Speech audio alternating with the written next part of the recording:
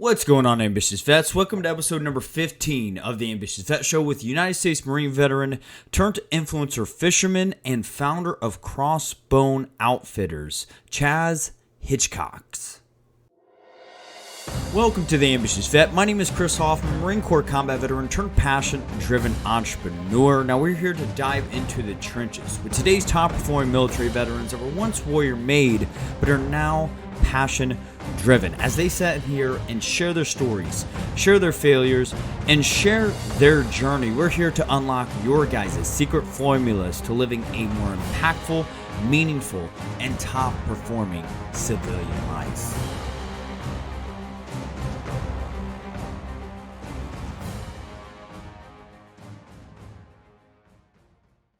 All right, so I'm assuming if you're listening to this that you are a new breed of transitioning veteran out there, one that's getting out with a big vision but is learning very quickly that there is just a lot of adversity out there, right? If you guys are one of those that are listening to this, well, I can completely identify with you guys. I'm here to kind of just invite you guys, informally, both informally, however you want to take it, to our Veteran Empowerment Facebook group on Facebook, where we are really just creating a new breed of ambitious vets, one that is a resourceful, self-aware, top performer, and also seeking a passion-driven life, and really just one that is going to be impactful.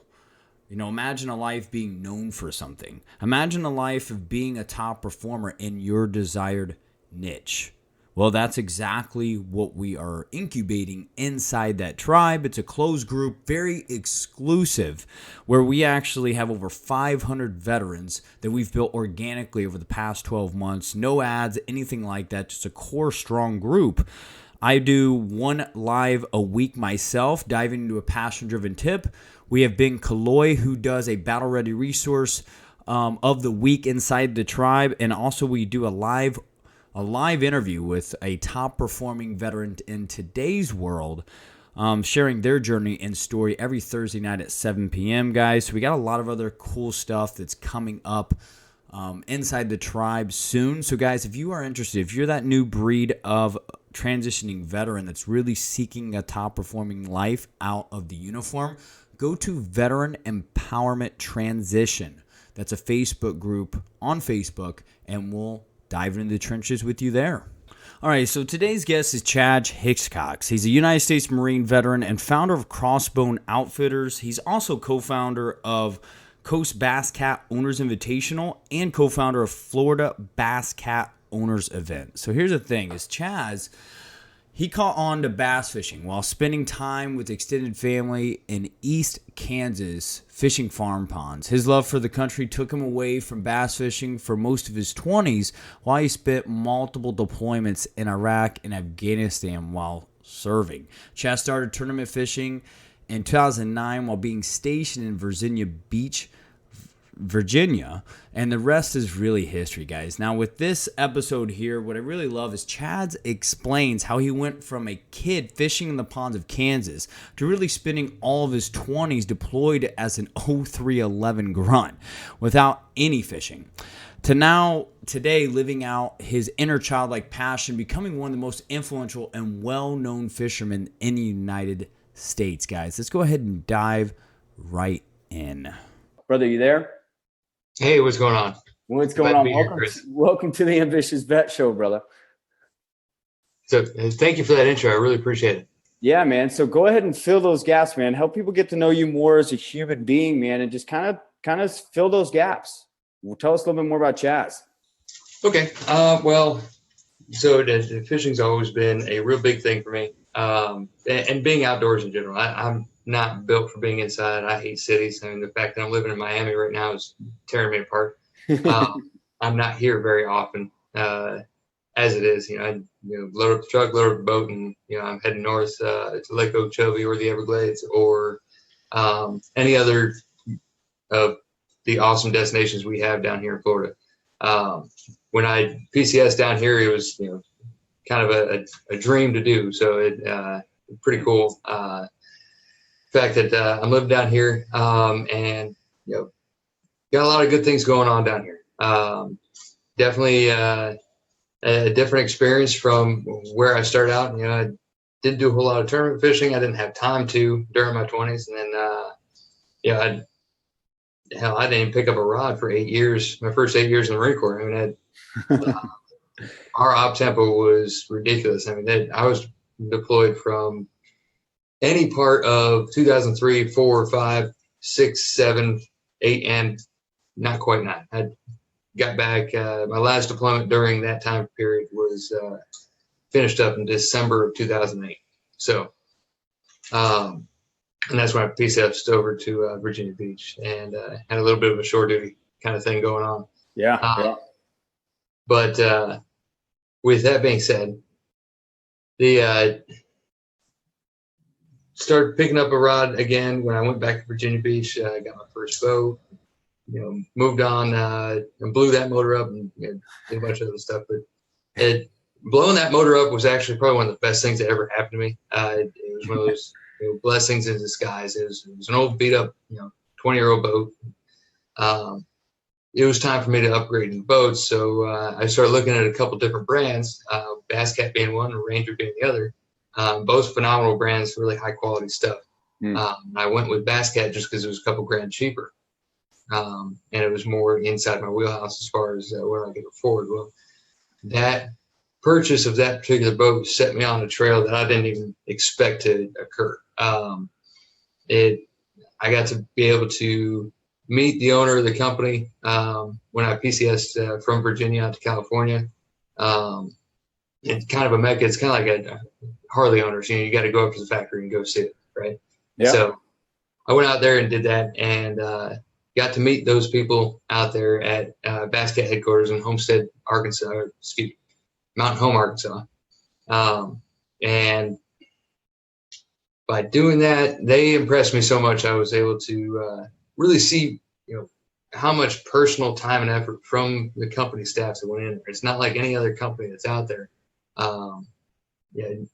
Equality being his number one thing, and it's only his number one thing because you won't find another manufacturer of any major good that cares more about each individual customer of his than Rick Pierce. And I learned that the first time I met him. I was the third owner of a boat. Showed up at the factory. He told me who the original owner was, when he passed away, who he sold that boat to, and how cool it was that it finally made it back to the factory. And I was just a dude showed up on Tuesday, right? And he didn't know me from Adam. And they treated me like I just paid cash for a brand new boat. And, I had third owner of a used boat that was, it was 8 years old at the time. So, and they still treated me like a king. So that's awesome. That lesson right there was probably the biggest lesson I could have learned at any point in time in my life, as far as pointing me the direction I'm going now. I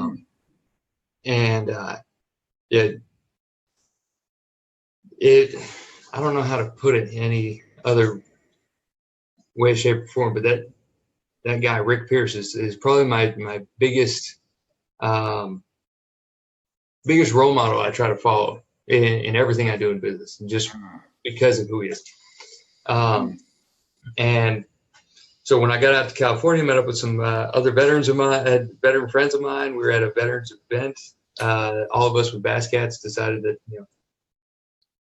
we should do a owners tournament here. And then they've been talking about it, and they've been doing this. And I think, well, who the fuck are they?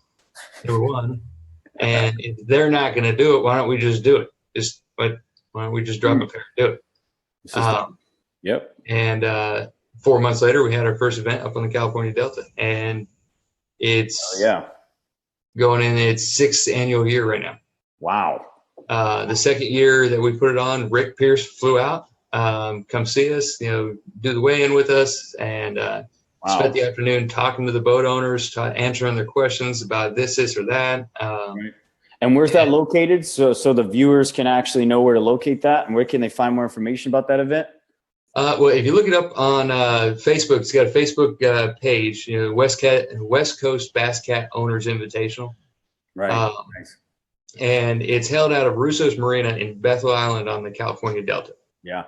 And I want to bring, and that's awesome. Thanks for dropping that in, brother. I want to point out a few key things that you said and hear what I heard behind what you were actually saying, man. One is you got out and you found you're kind of like this calling from a person that would later be a mentor for you.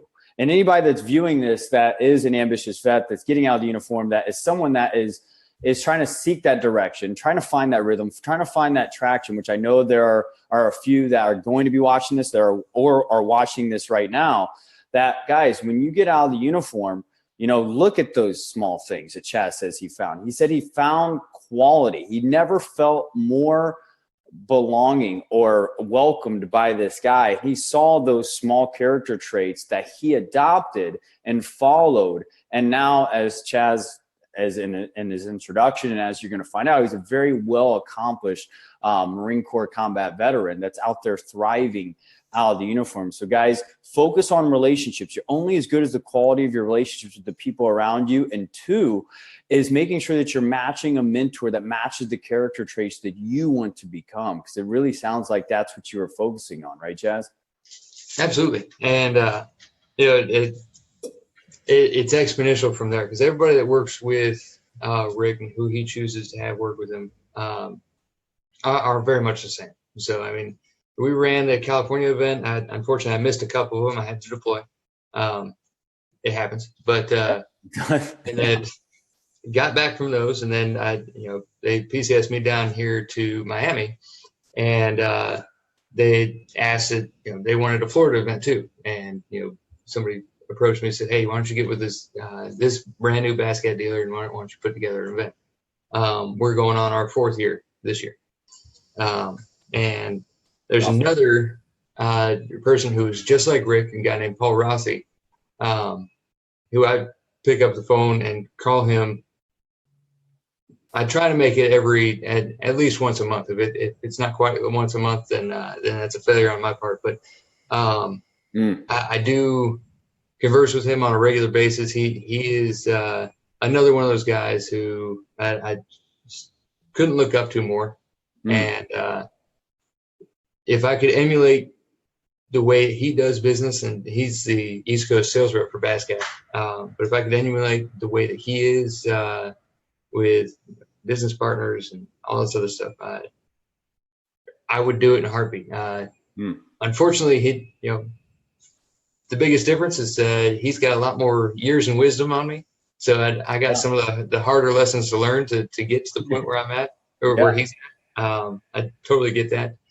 So, but it's good to have somebody like Rick and Paul who I can literally pick up phone, call, and hey, what about this? I'm struggling with this. And Paul has been there for me a ton of times. That's huge, brother. That's huge. And that's one of the things that I find with veterans that are getting out, especially Marines. We're the alphas of, arguably the alphas of all the branches besides the Navy SEALs and, stuff like that. There's some argument.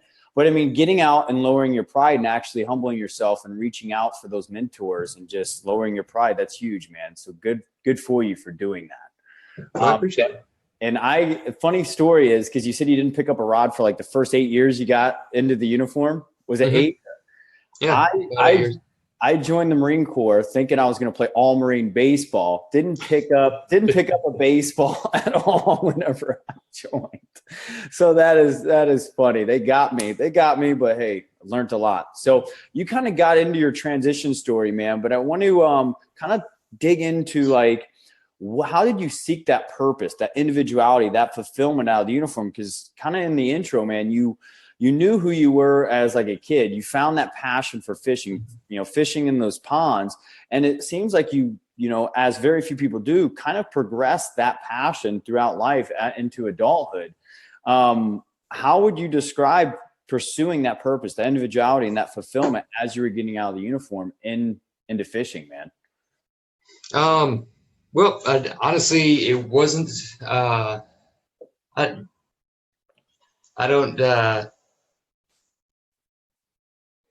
how do I put this? It's one of those weird things that if you're an angler, and quite frankly, if you're a tournament angler, it's something totally different. So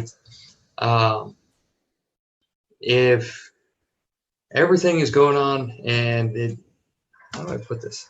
I'm trying to break it down as Barney style as possible.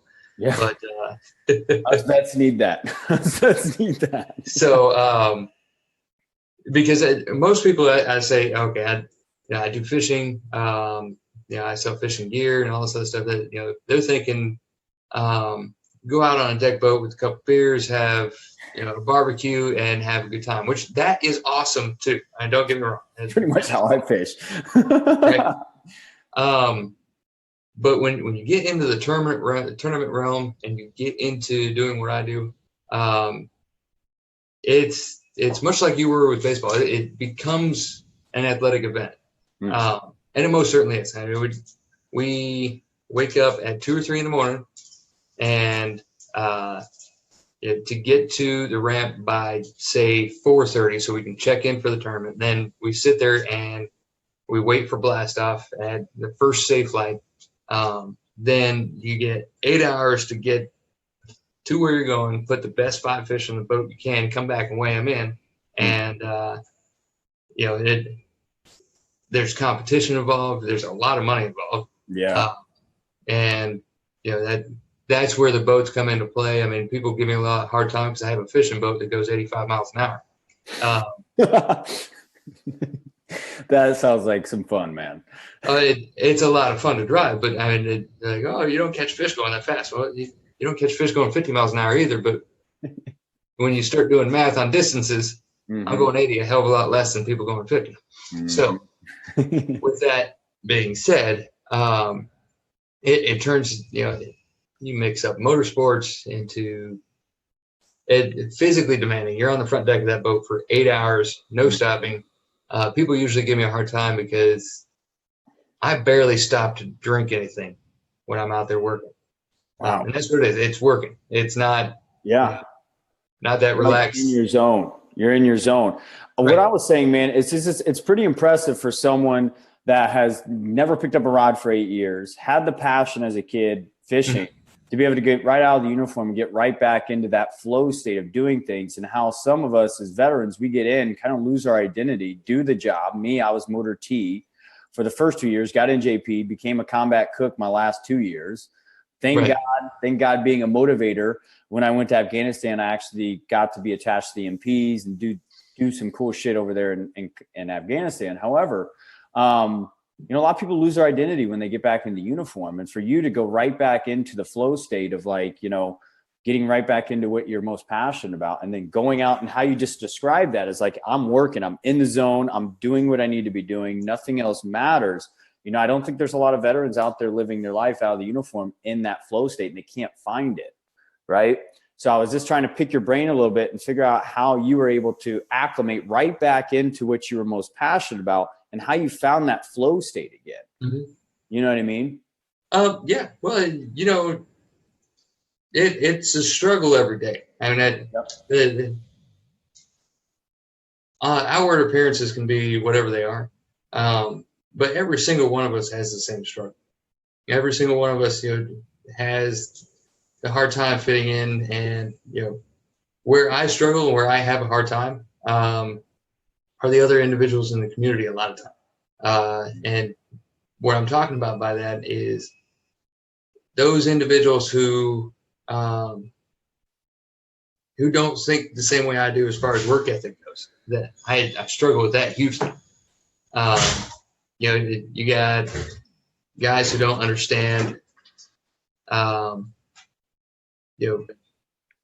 They accept failure on some level, and there's it is what it is. I'm beating myself up. So I mean, finding that individual piece of me, it still very much holds on to the fact I'm a gunny, and that I have that mindset, and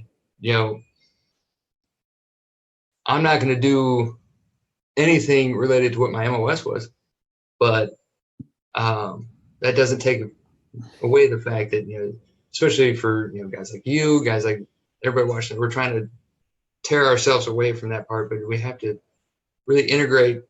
Okay, what do we like to do? What do we want to do? And the fact that we have the mindset as veterans with the tenacity and work ethic, how can we apply that to be better than every other civilian that's out there? Yeah. Yeah.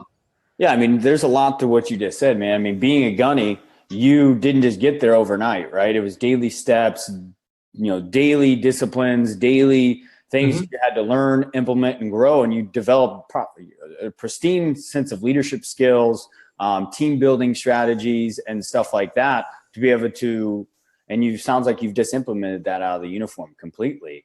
And I think a lot of us think that this transitioning into the civilian world is totally different. And sometimes it's just, okay, I was a gunny. What got me to gunny? And okay, I'm a high executor. I'm a team builder. I'm a good strategist. This is what I need to do to go ahead and create some traction and some rhythm out of the uniform, right? Yeah, absolutely. So that's awesome. So brother, getting out of the uniform, did you find that being resourceful or having resources were most valuable to you? What did you kind of implement? What are your thoughts around that? Yeah, more so being the resourceful. I mean, it's saying there's not a lot out there that seeks you out. Nothing's going to seek you out. There's 300 million people in this country, 300 million voices trying to be heard, doing whatever it is that folks are doing. Right. So you have to seek out that niche that you want to be in, and once you identify what it is, that has to be your next mission. It's not. It literally has nothing to do with waiting for something to occur. Nobody's going to come hand you anything. Case in point, the very first Bass Cat Owners Invitational I did out in California. Why did we do that? Nobody else was fucking doing it. And I looked at my buddy Steve, who Steve's a great guy. He's a Vietnam vet, and he was a Muddy Water Navy guy out in the Mekong Delta. Okay. Awesome dude. Some really cool stories, by the way. Yeah, I'm sure, man. But I looked at Steve. I was like, well, I got an idea. Let's just fucking do it. What's stopping us? And he kind of looked at me and was like, well, nothing's stopping us. I was like, well, I'll start making calls tomorrow. And that's all it was. I mean, it wasn't that anybody presented something to me and said, hey, why don't you do this? Or we would really like you to do this, or anything like that. I went out and did it. Made a bunch of phone calls, made a bunch of coordination stuff.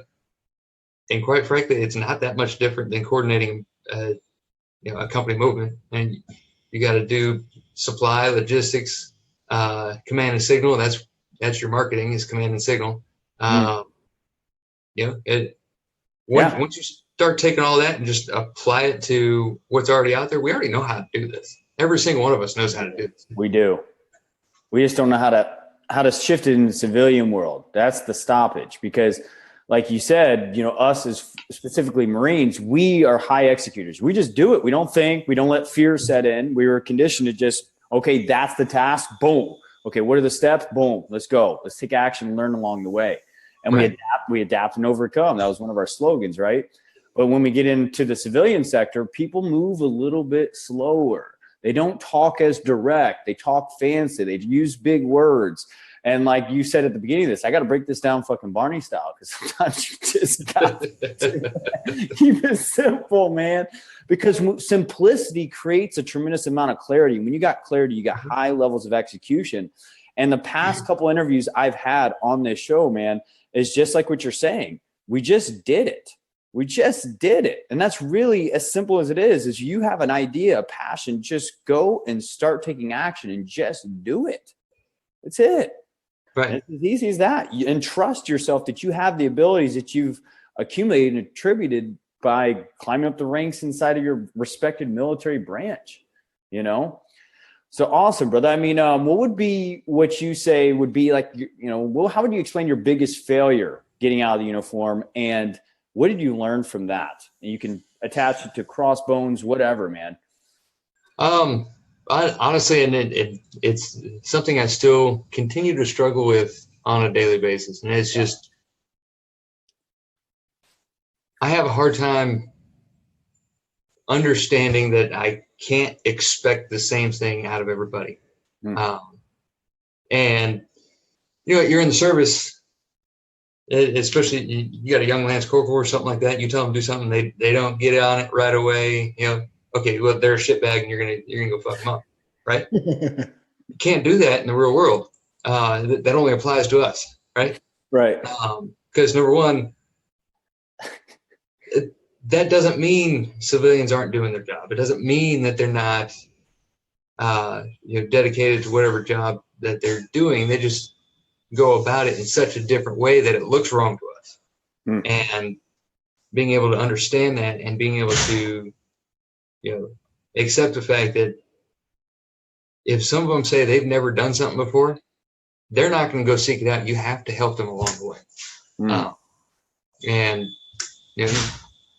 tell a Marine squad leader, hey, go out and do this. He's like, well, I've never done that before. And I'm like, well, figure it the fuck out. In state. That's all you got to do. You got to reach this in state. I don't care how you do it. Right. It doesn't work the same way.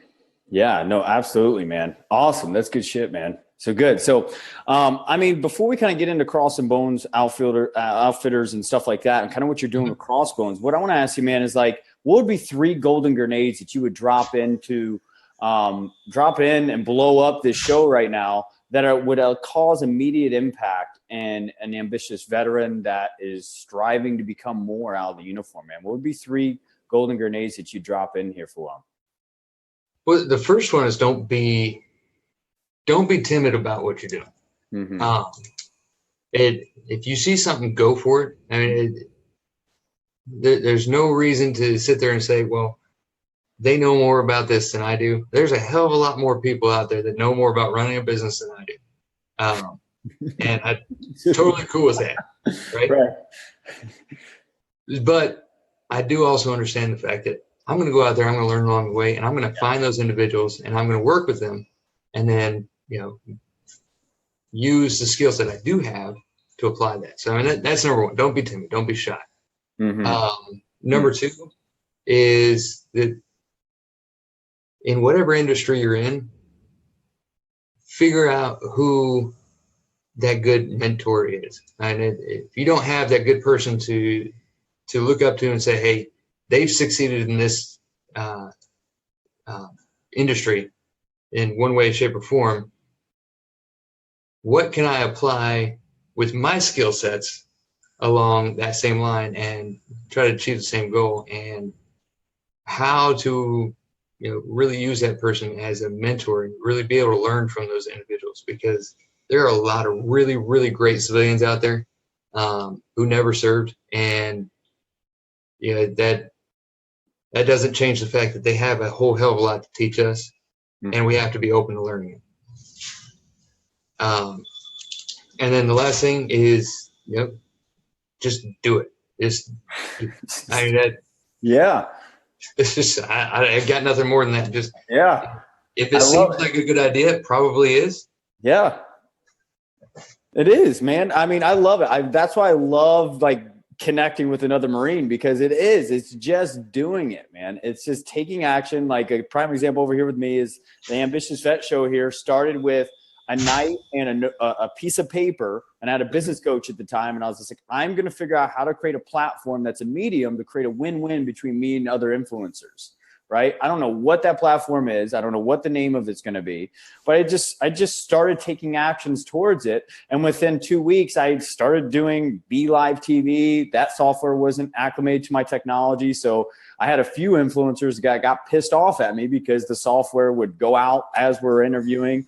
Some of the followers that are watching this know the first couple interviews went horrible because the technology would go in and out, but I didn't care. I think a lot of us would care so about looking good and keeping a status so much that we stay entrapped into mediocrity, man. And we're not willing to go out and look bad to actually eventually look great, right? That's something a lot of people, and you bring up a really good point. And we were actually talking about this in the office the other day, is the people who are so afraid of looking bad and so afraid of failure that they can't even admit that to themselves. So they have this false sense that they're actually good at something when they absolutely fucking suck. And quite frankly, I love learning that I suck at something, because you know what? Now I know what I have to learn. now I know what I have to focus on. Yep. So Yep. there's some things that I definitely need to do better in my business. I know that for a fact. But I'm glad to know that I need to do better. Yeah. The thing that bothers me is when I know that something's wrong, but I can't figure out what the fuck it is. That's what kills me. Yeah. Yeah. But the cool thing is about you is we're both part of the same mastermind warrior council here. And we're both seeking out filling those weaknesses, surrounding ourselves with other thought leaders that are extremely successful in business and understanding those.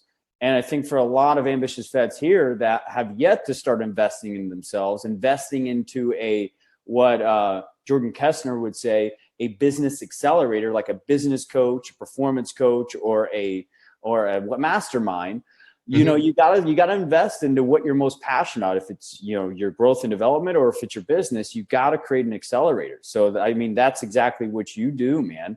And it attributes to your success. Now I want to dig into Crossbones Outfitters, man. Tell us about this company. What inspired you to launch this thing? Tell us a little bit more about that. Okay. So in the fish community, you have a bunch of what's called promotional staff. And, you know, you see the guys like that take this weekend, for example, in Lake Okeechobee, the FW tours up there. And there are many levels to that. So if you got the tour and the elites, those are like the National and the American League of Baseball. Then you got, you know, the step below them is pretty much the AAA series. That's the Bass Opens and the Costa series. And you got the BFLs, which is pretty much like the 4A. And that's the best way to kind of describe it. But as you're moving up, it's really an expensive sport to get involved in. So a lot of people are going out and looking for sponsorships and so on and so forth. Most companies, the easiest way for them to sponsor anglers is they provide a discount, and it actually turns out to be more of a referral type program. If you're going to use it in regular business terms, it turns out to be a referral program. Wow. And for that referral program, the person will get, you know, X discount from that company for wearing that company's logo up on the weigh-in stage and at you know, talking events. And, you know, like I did one up at the Walmart up here, you know, where go talk fishing for a little while. Nice. And, you know, you have, you know, all your logos on there showing off your sponsors and kind of giving them some reach and some credibility as, you know, they're going around following you. So, a lot of anglers will look for that and so on and so forth. I was doing that as well. I was actually running the pro staff program for a company called Apollo Shield. It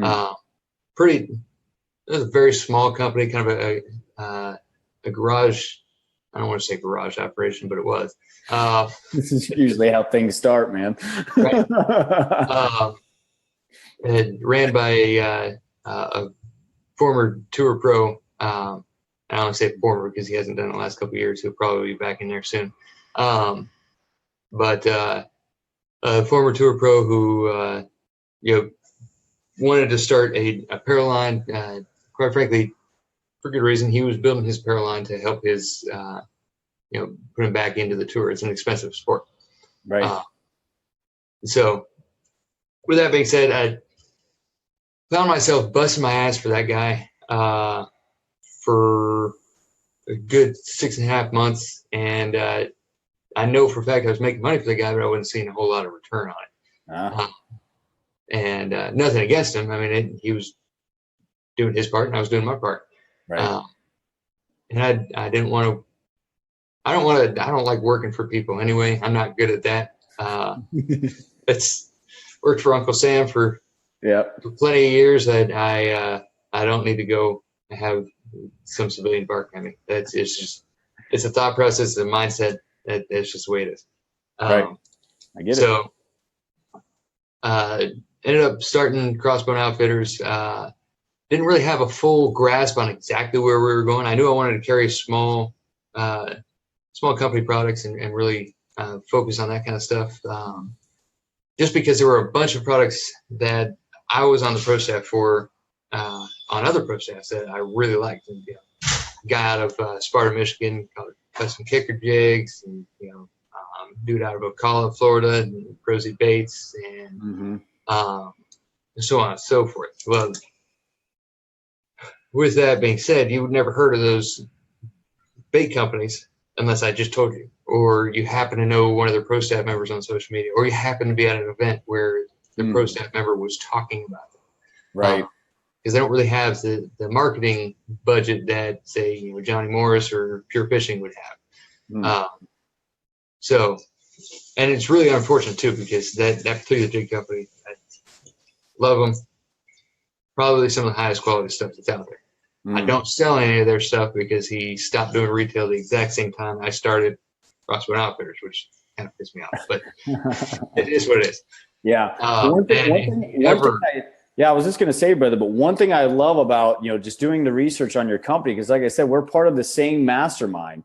And it's like, this is the first time I've actually researched it. You're everywhere online, man. Like, you're a very modest and humble guy. I think that's what I respect about you the most. But bro, you are everywhere. You're already an influencer fisherman. You are positioned as the expert in the fisherman. You said angler. You're an angler?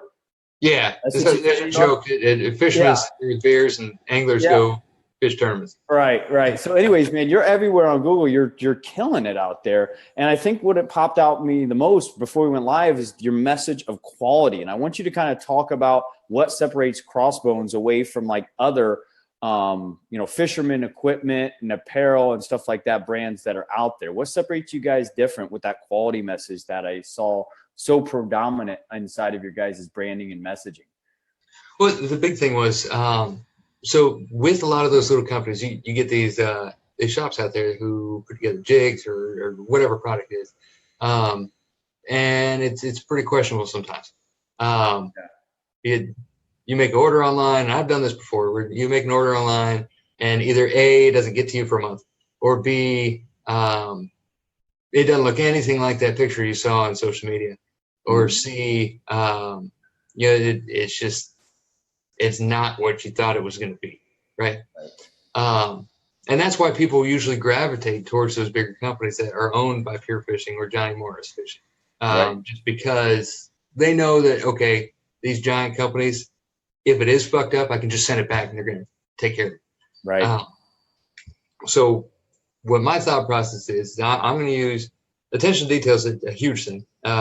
If you've ever been through one of our weekly field day inspections, and I come from a little bit old school, so if it didn't pass exactly that white glove underneath the bed, it didn't pass. And that was in 20 palms too. So Gunny kept them up till 5 a.m. Huh? So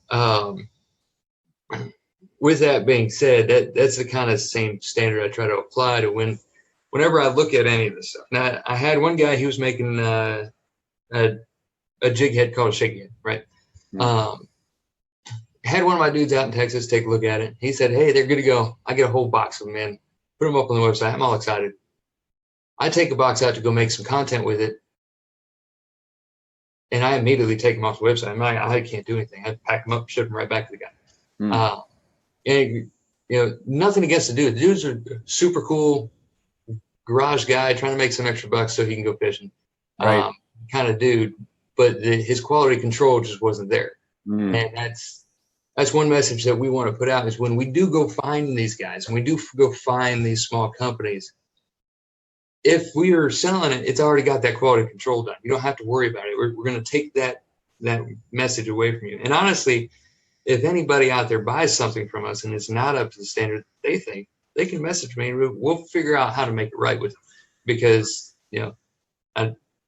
my skull and crossbones means a whole hell of a lot to me.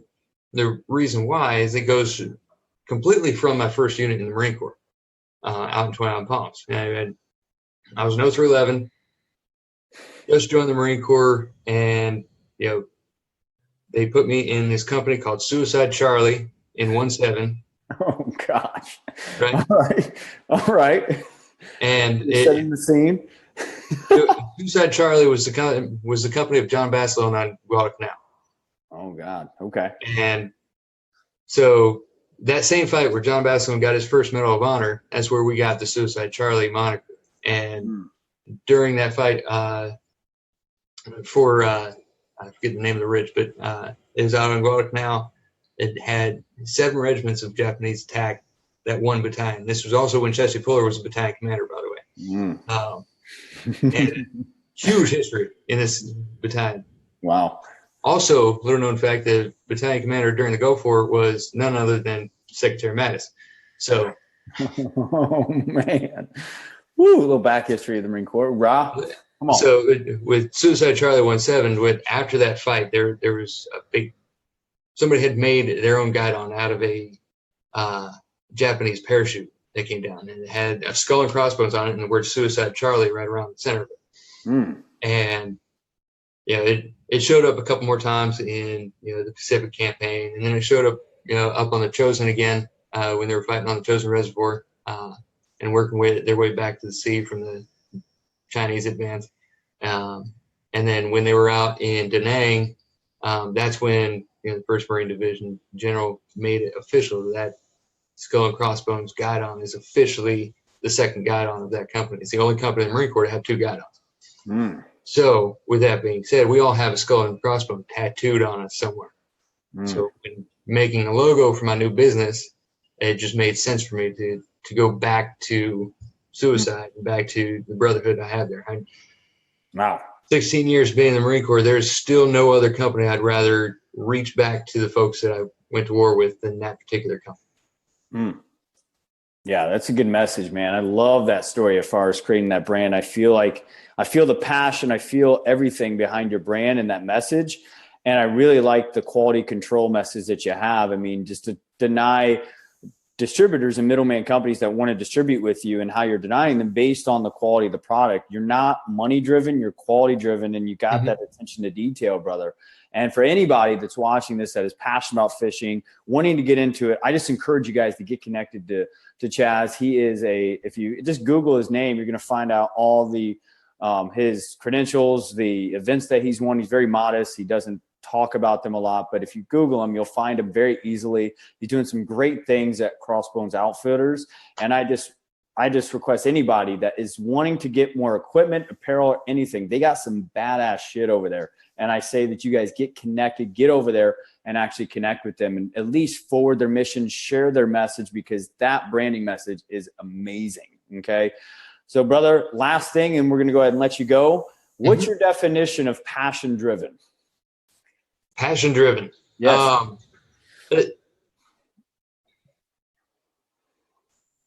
The easiest answer is, you go Occam's razor, the simplest answer is correct. But it's driven by going after your passion. My passion is tournament fishing and seeing other people do good. I love watching people have a good time on the water. And I also love watching the little dudes do their thing and build their product and show off that, you don't have to be this mega corporation to be a part of the industry. So for me, passion driven is whatever really, it's why you do what you do. Why put it into words is not the easiest thing. Yeah, no, I think you nailed it. It's why you do what you do, man. Yeah. It's really the thing that pulls you forward, man. 100%. I think any of the viewers that watch this and will watch this are going to see that your number one passion is fishing. That is what you're here to do, and you're here to inspire and empower people through your guys' apparel, your equipment, and through your message of what fishing brings to your life. So that's good stuff, man. So, brother, where can people find out more about CrossFit Outfitters and more about what you're doing? Okay. Well, we're on the big 3 social media. We got Instagram, Twitter. Twitter's just kind of there. Twitter mirrors Instagram very, very much, just to let you know. Yeah. And Facebook.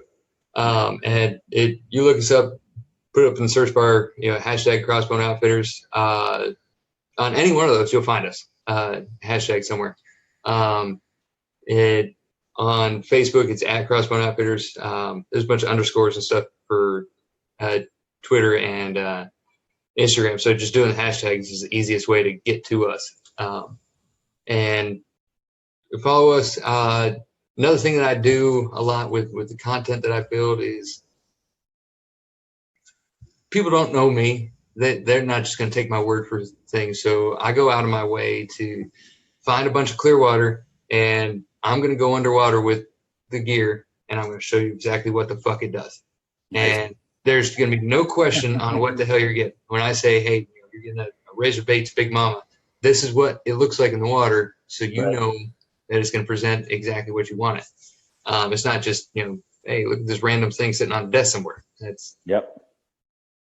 That's one of the biggest things I found when researching you is just like, not only are we providing you quality products, but we're going to show you how better quality they are and how to use them. So you're showing them how the products work and the best practices for them as well. So that's amazing, brother. I just want to thank you for joining us today on the Ambitious Vet Show, brother. I appreciate you for who you are as an example of a top performing veteran, man, just following your passions and not being afraid to just go balls out, all out, double time, as the Marine Corps would say, after what you're most passionate about. So thank you for joining us. I appreciate your time, brother. And just thank you for joining the show. Well, I appreciate it, Chris. I appreciate having me here. And, if anybody has any questions or wants to reach out, please do. Yeah, absolutely. All right, Ambitious Vets. So I hope you enjoyed episode 15 with Chaz Hickcox. As always, I'm going to go ahead and drop in my biggest takeaway or my biggest golden grenade from this show. Also, would love to hear yours in the ratings and reviews and stuff like that. Before we go ahead and dive into the favorite rating review from this past week, I'm going to go ahead and dive into my thought of the show. So, guys, the biggest thing that stood out to me, there was a lot of great golden grenades from this show. But one thing that popped out is how Chaz drives himself inherently to build a brand and a business, both personally brand and a business brand around being quality. Right, guys? That's his number one priority that he learned fresh out the uniform from one of his mentors. That was where he wanted to be, and that was the first seed that mentor planted inside his heart and mind. That's what he ran with. So one, I wanted to stretch on that because I actually looked up the definition inside the dictionary of quality, and it says a standard of something measured against other things. See, guys, one thing I learned with my journey out of the uniform is when I was trying to shortcut things, I wasn't living with integrity. I wasn't doing projects and opportunities the way they were designed to be done, seeking to do impeccable work and focusing on the number one things I need to be focusing on in that moment, not getting distracted. And when I wasn't doing that stuff, I wasn't getting the results that I wanted. I wasn't building influence. I wasn't building a quality brand or anything like that because I was so in a hurry to get somewhere. See, sometimes quality, guys, takes time. It takes 6 months. It takes a year. It takes 2-3 years to develop something, just like the Ambitious Vet movement. I started with absolutely nothing, doing Facebook Lives from my cell phone attached to a charger that my internet would go in and out as I'm interviewing these successful veterans out of the uniform. And as I failed my way forward and focused on how do I get 1% better through building a quality brand every single day, eventually it became what it is today. So guys, I don't know what it is that you guys are working on, what project, what ambition, what opportunities in your life right now, but focus on how do you build quality? How do you build your quality? How do you build a quality brand in what you're currently taking on? And that's really my charge this week for you, Ambitious Vets, okay? With that being said, I'm going to go ahead and shout out Blu-ray Dad on iTunes for leaving a 5-star review. Really appreciate that, Blu-ray Dad. He said, I've been following Chris on social media for a while, but now with these podcasts, I can engage with his posts at any time. There are times when I feel just too tired or unmotivated, but listening to the podcast gets me going again. Thanks, Chris. Well, Blu-ray Dad, thank you, man, for taking the time out of your day to post that. That allows me to know that I am providing value to the listeners, and which is, in this case, you, brother. So continue to charge on. As John Krotek from Green Zone Hero would say, he says, keep going. Keep going, guys. And guys, if you have any feedback, definitely make sure that you email me at choffman, 2 F's, 2 N's, at vettrainingcoaching.com. Give me, your takeaways, feedback, both positive or negative. Your guys' feedback is lifeblood for this show. And last thing, guys, we already know we're warrior made, but to become passion driven, get out there and execute one golden grenade. Let's get it.